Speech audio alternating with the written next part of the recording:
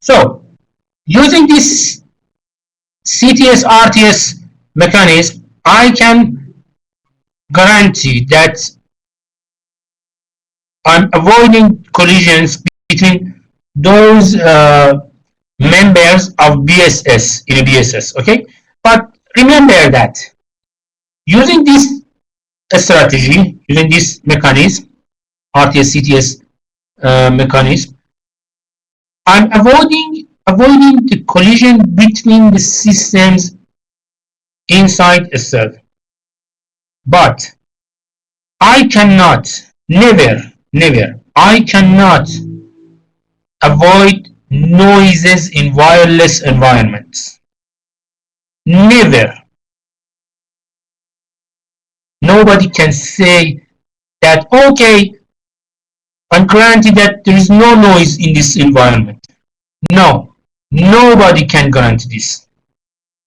We cannot avoid noises in wireless networks. So, wireless networks, sending information in wireless network is very complex. It's too complex. Especially in cell phone or in wide area wireless networks.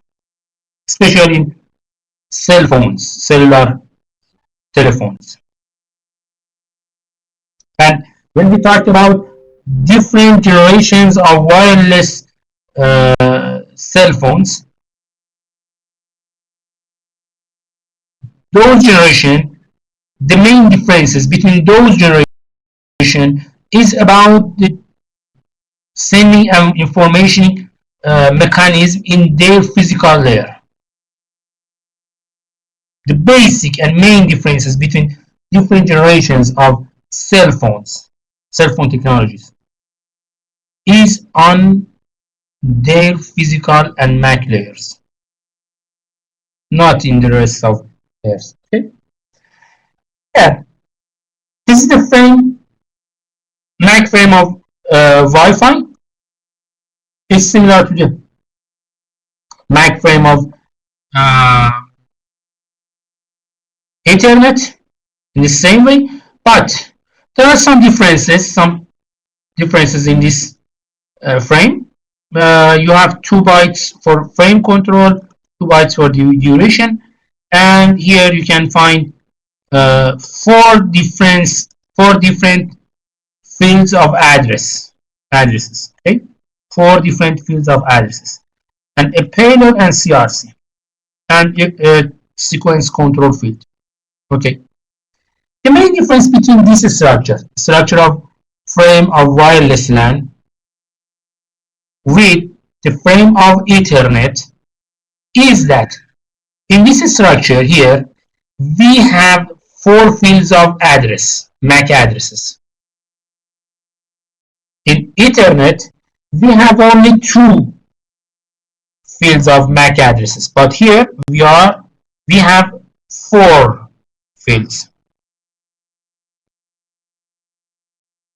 So maybe someone says that, okay, what is the difference between them?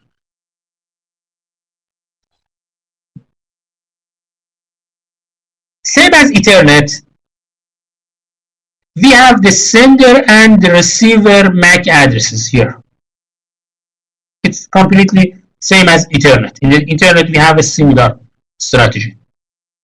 Sender MAC address and the receiver MAC address. The first address is for the receiver MAC address, and the next one is the MAC address of the sender. Okay? But the third MAC address is the MAC address of the access point. If I want to send information to someone else in the network, firstly, I should send my information to the access point, and then the access point will relay my information, my frame, toward the destination. So I have mentioned the access point, the MAC address of the access point. The third field is the MAC address of the access point that I'm connecting to it. The fourth address number 4, is used only in ad hoc mode.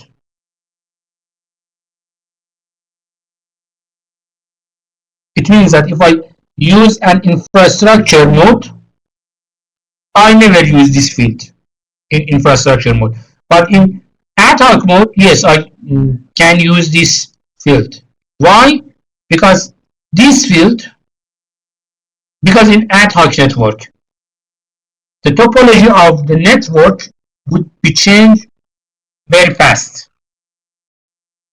Always the topology of network changes. So we need more field of addresses. Okay.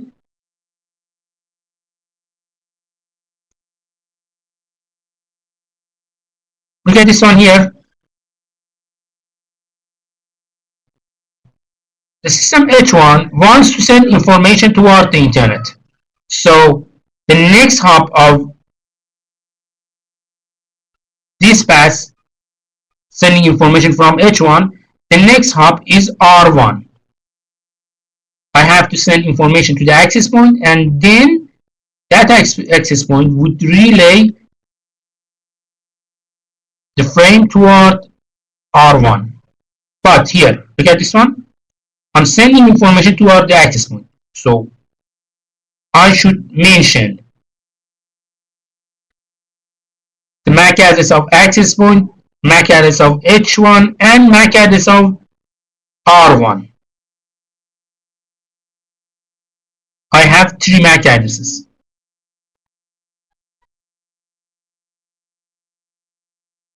After receiving an access point, the rest of path is over Ethernet, over a wired network. So instead of using a frame of Wi-Fi, I should use a frame of Ethernet, IEEE 802.3 Ethernet frame. So I'm changing the structure of the frame.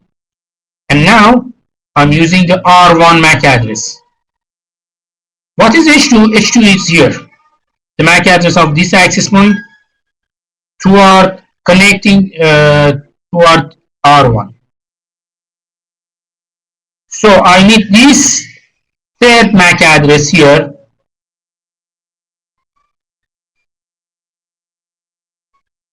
for the MAC frame of Ethernet here in the next step.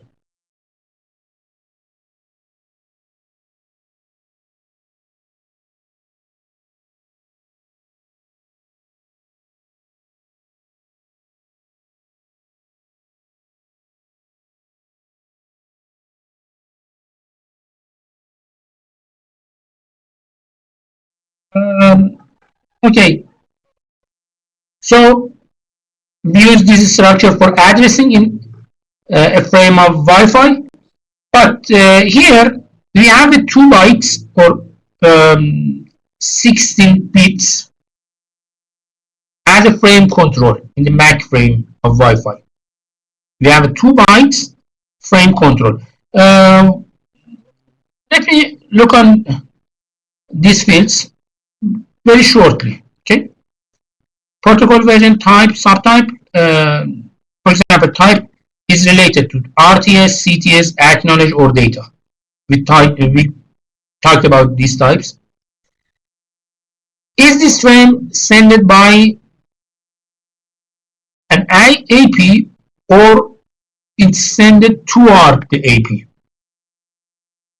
To AP or from AP? Or should we use a power management strategy? If yes, you should use this flag, power management. Should we use web encryption technology? If yes, we should use this bit. Okay. So in the control frame, we can define some interesting information here. For example, in power management, if I use power management in my network, it means that I'm running a power saving mode. If I put 1 in this field, power management, it means that I'm running a power management protocol in my network. What does it mean? It means that my system, if my system has nothing for send or receive, for sending or receiving, it has not. Okay?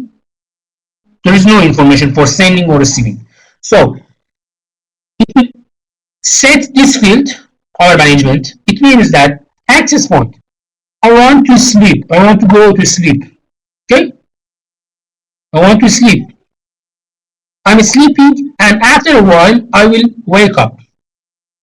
If I have some frames, please store them in a place. After wake up, send them to me. So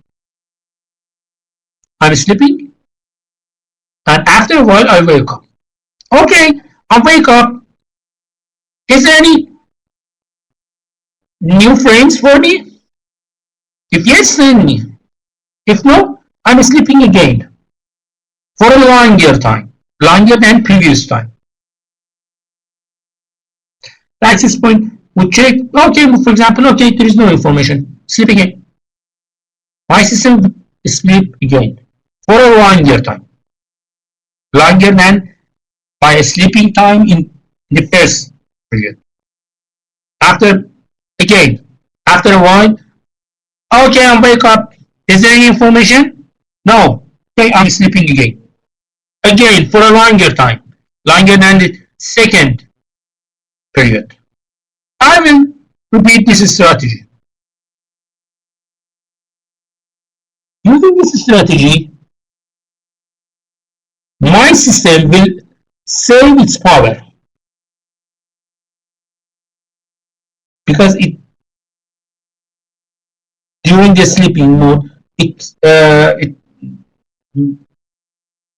will shut down its network card.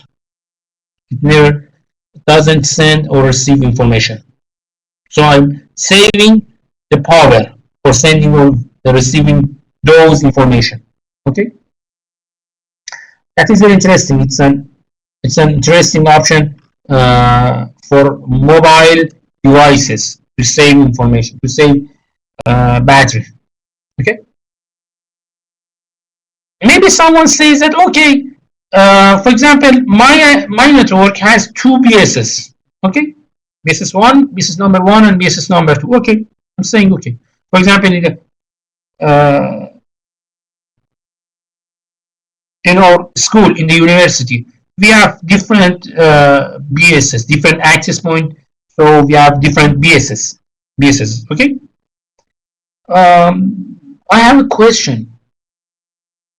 When I'm moving from one of these BSSs from one access point, from, for example, BSS 1 to BSS 2, what will happen? Does my IP change? Yes or no? I should say no. Why? Because we are talking about layer 2. We are creating, developing, implementing those BSS in layer 1 and layer 2. And IP is a layer 3.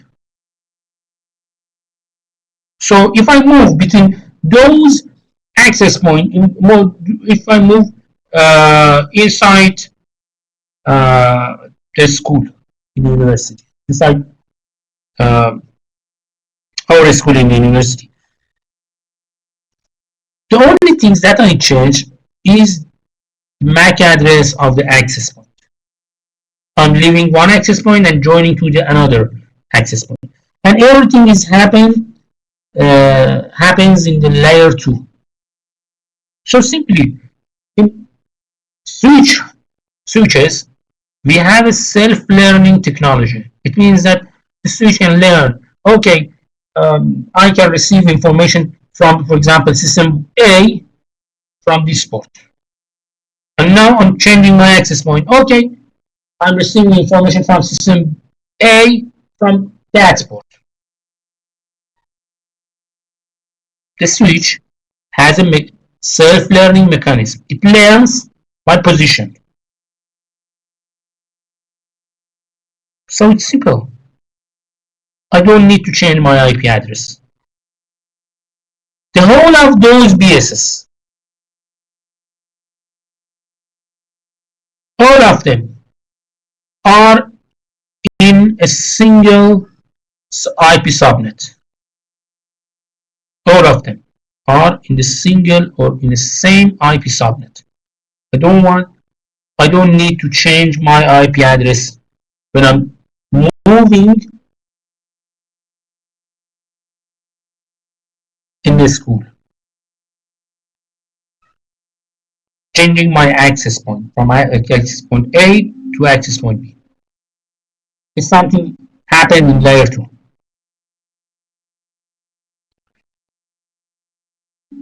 The Wi-Fi technology has some other capabilities. For example, some of them are advanced capabilities.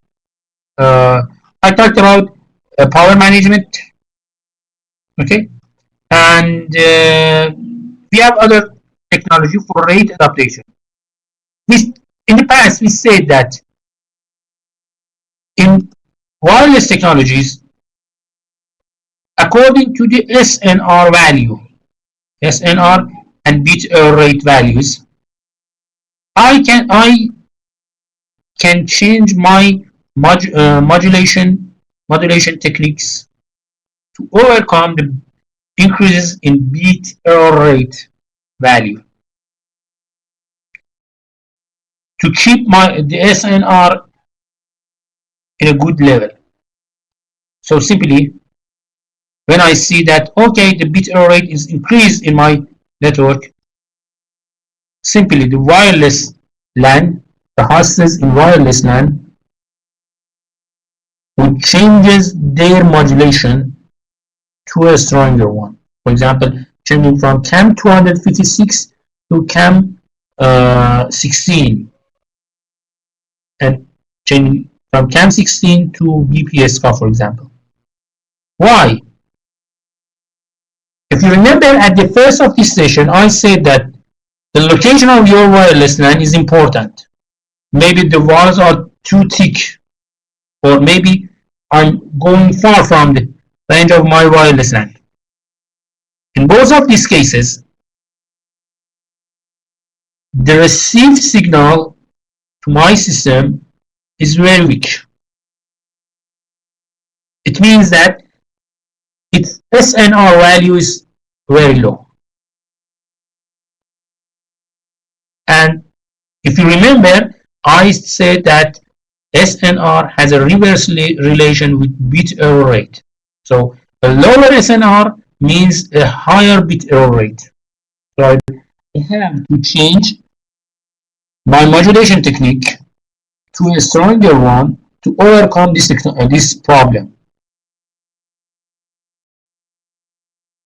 Because a higher bit error rate means that I cannot receive information correctly. Most of received information would be lost because they are corrupted. So I have to drop them. Those corrupted frames would be dropped. I never receive information. So in wireless LAN, we have a rate adaptation techniques to overcome this problem as much as possible. Okay, let me talk very short period. Let me talk about personal area networks or wireless personal area network and Bluetooth. When we talk about a wireless personal area network, I'm talking about less than 10 meter radius. Okay, less than 10 meter radius. For example, something between 3, 4, 5 meters, something like that. For example, I want to connect my wireless mouse to my laptop, my wireless keyboard to my laptop. So the distances is not too much. Maybe half of a meter, 1 meter, 2 meter, or something like that. Attaching a wireless IP camera to my laptop. Okay, this is a wireless personal area network, or wireless PAN. It's a PAN, personal area network.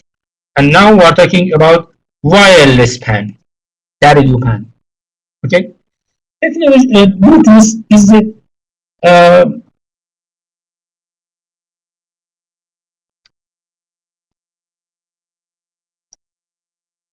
dominant technology in wireless PAN. We have other technologies such as Zigbee. Okay, Zigbee is a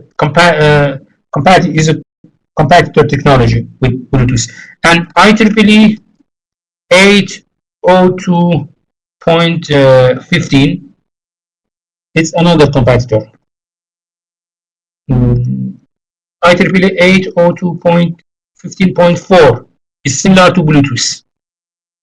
15.4. This is similar to Bluetooth, but 802.11 is something near to Bluetooth. Bluetooth is an industrial technology. Okay, it's not a scientific technology. In wireless LAN, we have wireless LAN is a scientific technology. It's developed by IEEE Institute, but Zigbee and Bluetooth are not. They made by consortiums by the industry. Okay, Bluetooth is an ad hoc network. It has not infrastructure. It works on frequency 2.4 to radio range.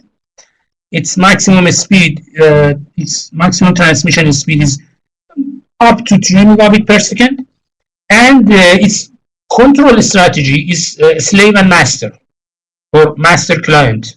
Okay, here the first system in the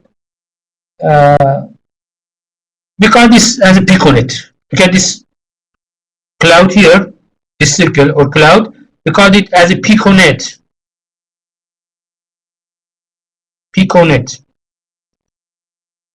Okay. In the heart of this piconet, we have a master controller.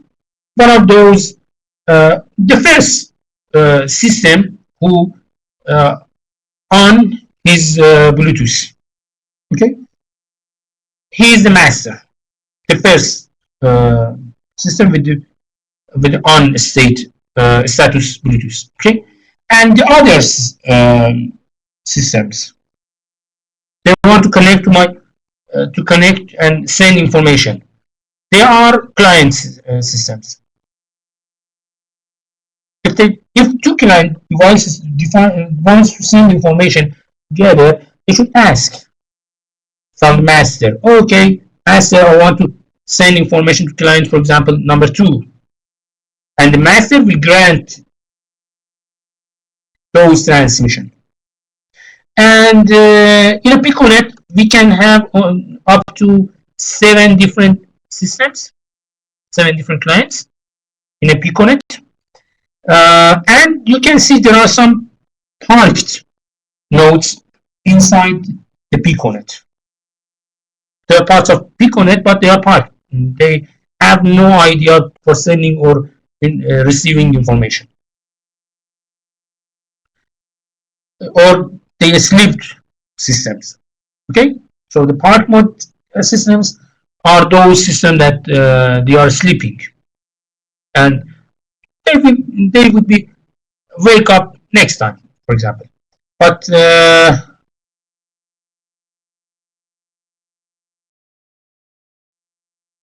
the rest of clients here in this network can send or receive information under the supervision of the controller.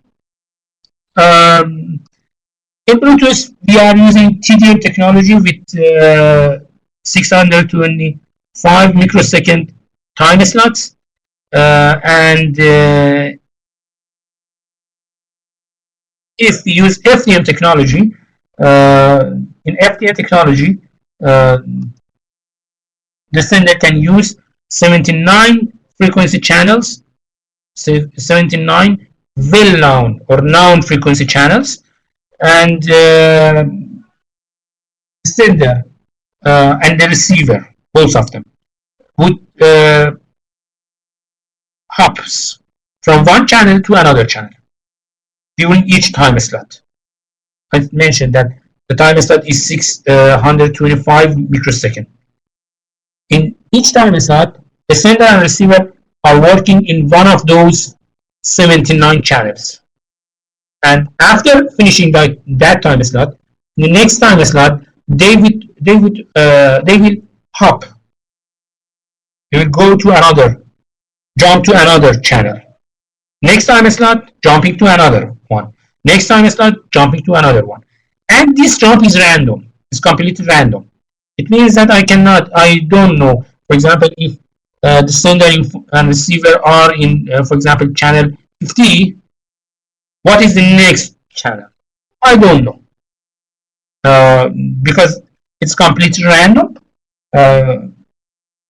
And we call it as a frequency hopping technology. Frequency hopping spread spectrum, FHSS. So this is the frequency hopping. Maybe someone's, maybe you hear something about electronic war between the jet fighters or helicopters or something like that. Okay? When an electronic wars happen, you can see that, okay, the whole connections, communication links are down, will be down. Why? Because the intruder will send some noise to those frequency channels that we use them for communication. Or we call it as jam signaling. We make interference over those communication links. Okay. What is the? How can I resolve this problem? How can I defeat the intruder? Maybe the only answer is using frequency hopping technology. I should define too many numbers of sending and receiving channels. Okay, different sending channels, and then I can randomly move and jump between those channels. So if an intruder tries to jam my signal, he or she had to jam all of those channels, all of them, not one of them. So it needs to use too many powers for this.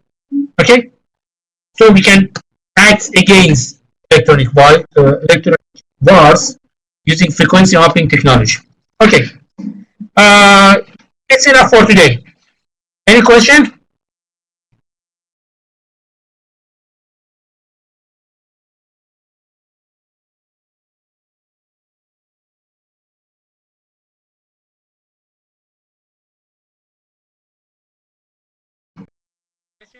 Okay. Okay, I wish the best for you in the rest of the week. But again, tonight I will upload a new assignment for in 2 homeworks from chapter 1, and I will announce the new timetable of this course, because the timetable of course has been changed. From the next week, we will apply the new timetable. I will announce it tonight, and also I will announce you the time of exam or quiz of chapter 4. Okay, I wish the best for you, and have a good time. Goodbye. Bye.